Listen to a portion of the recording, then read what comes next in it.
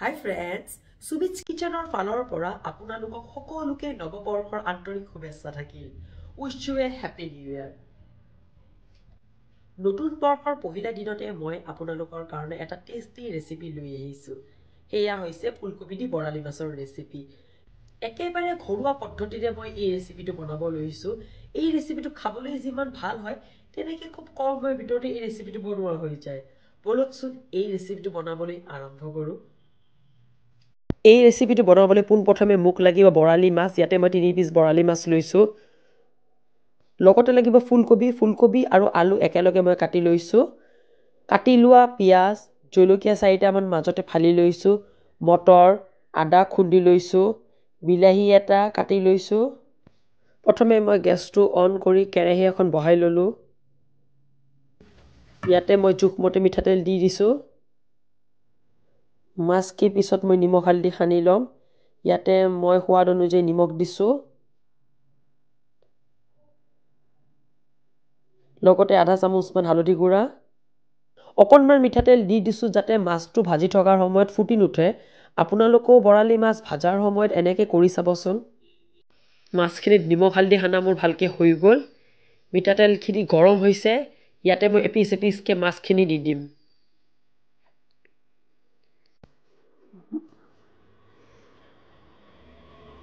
মাছখিনি ভাজা মোৰ হৈ গ'ল।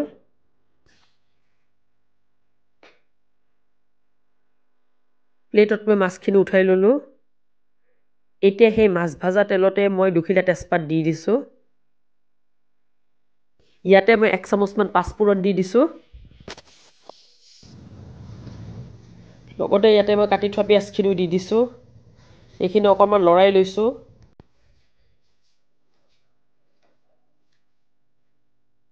পিয়াজখিনি অকণমান ৰংচঙীয়া হৈছে। এতিয়া ইয়াতে মই মটৰখিনি দি দিলো। এইখিনি অকণমান ভাজি ল'ব লাগিব। ইয়াতে কাটি থোৱা ফুলকবি আলুখিনি মই দি দিছো। মাজতে ফালি লোৱা কেঁচা জলকীয়াখিনি মই এতিয়া ইয়াত দি দিছো। জ্বলাটো আপোনালোকে কম বেছি কৰিব পাৰে। এইখিনি ভালকৈ লৰাই লৈছো।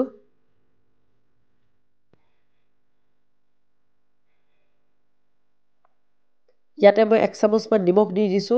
নিমখটো আপোনালোকে নিজৰ সোৱাদ অনুযায়ী দিব। 1 চামুচমান হালধি গুড়া দি দিছো।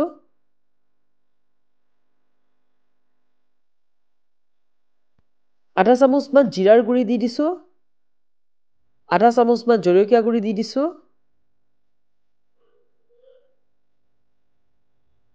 এইখিনি ভালকৈ লৰাই ল'ব লাগিব। 5 মিনিটমানৰ কাৰণে কম গেছত মই এতিয়া ঢাকন দি থৈছো। 5 মিনিটমানৰ পিছত ঢাকনখন গুচাই চাওঁ এতিয়া। এইখিনি অকণমান লৰাই দিছো।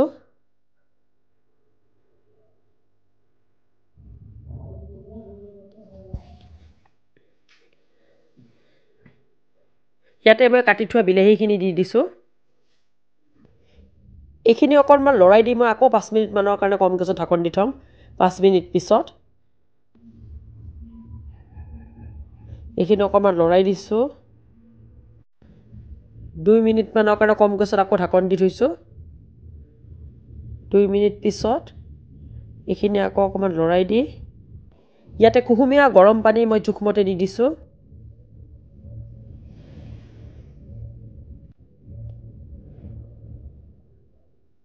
ইয়াতে খুন্দি লোৱা আদাখিনিও দি দিলো। আকৌ কম গেছত 5 মিনিটমানৰ কাৰণে ঢাকন দি থম। 5 মিনিট হৈ গ'ল। ইয়াতে মই কেঁচা জলকীয়া এটা দি দিছো। লগতে কুহুমীয়া গৰম পানী আৰু অলপমান দি দিছো। এতিয়া আকৌ 5 মিনিটমানৰ কাৰণে মই কম গেছত ঢাকন দি থম। 5 মিনিটমানৰ পিছত এইখিনি অকণমান লৰাই দিছো। ভাজি থোৱা মাছখিনি এতিয়া মই দি দিছো।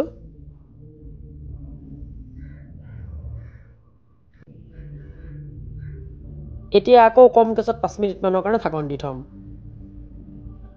5 মিনিট পিছত এইখিনি অকণমান লৰাই দিছো।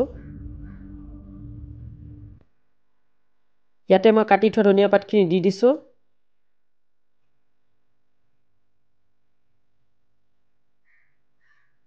এতিয়া 2 মিনিটমানৰ কাৰণে ঢাকন দি থ'ম কম গেছত।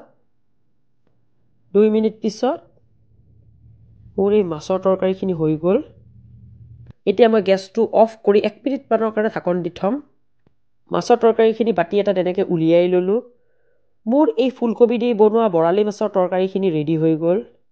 এই ৰেচিপিটো গৰমে গৰমে ভাতৰ লগত খাবলৈ খুব বেছি ভাল হয়। ফুলকবি দি বনোৱা বৰালি মাছৰ এই তৰকাৰীখন আপোনালোকে এবাৰ হ'লেও বনাই চাবচোন, খাবলৈ বহুত বেছি ভাল পাব।